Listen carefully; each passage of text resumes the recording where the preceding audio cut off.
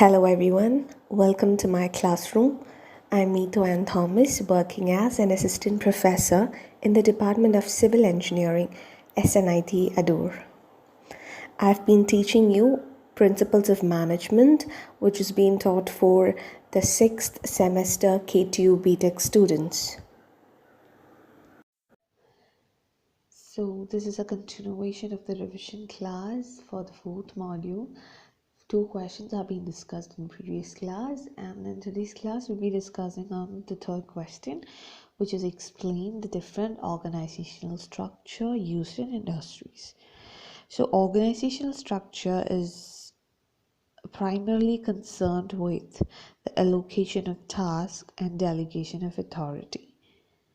So according to the different practices of distribution of authority and responsibility, there are several types of organizational structures that are being evolved.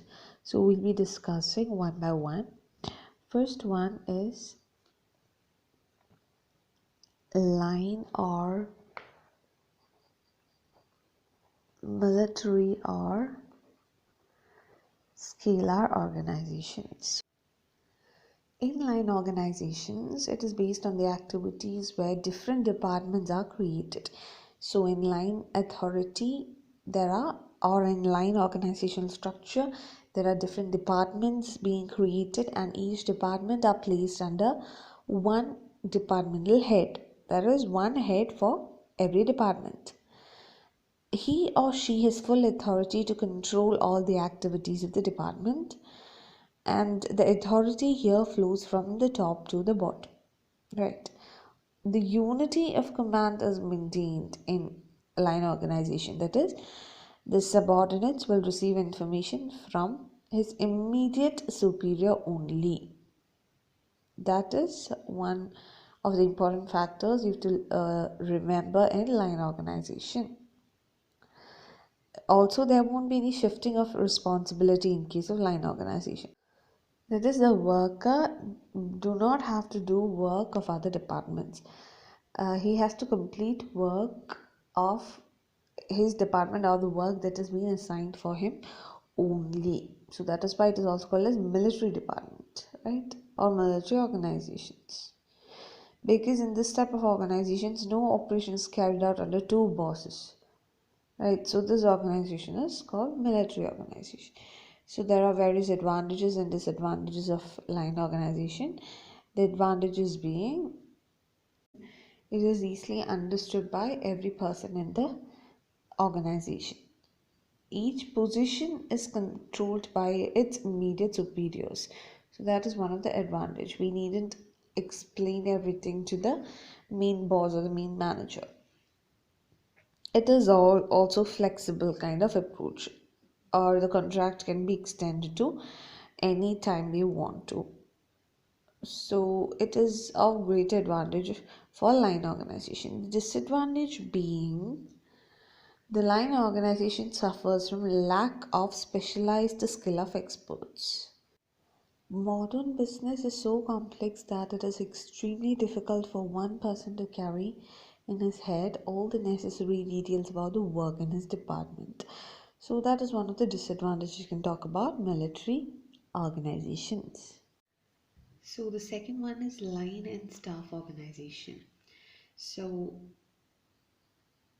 as we've discussed in line organizations, they are attached with the staff members. So in line and staff organization, a manager may not have experience in all the fields he has to work. So the employment of special executives called as staffs are assigned to the line executives. They are recruited to perform specialized functions.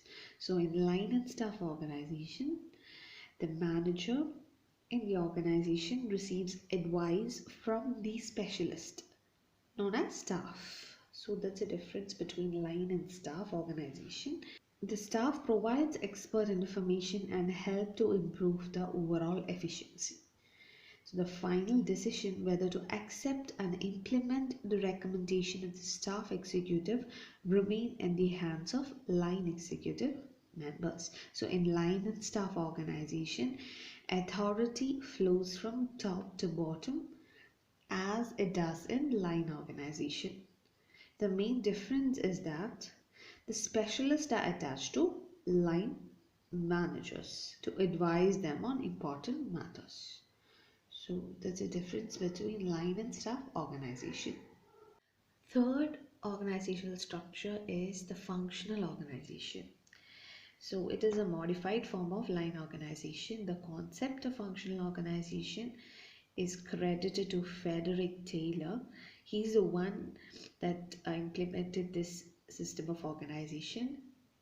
The functional organizational structure is one in which there are a number of functional specialists supervising the activities of a single subordinate. So the major advantage is that each function is administered by a specialist and hence expert advisors available to the worker.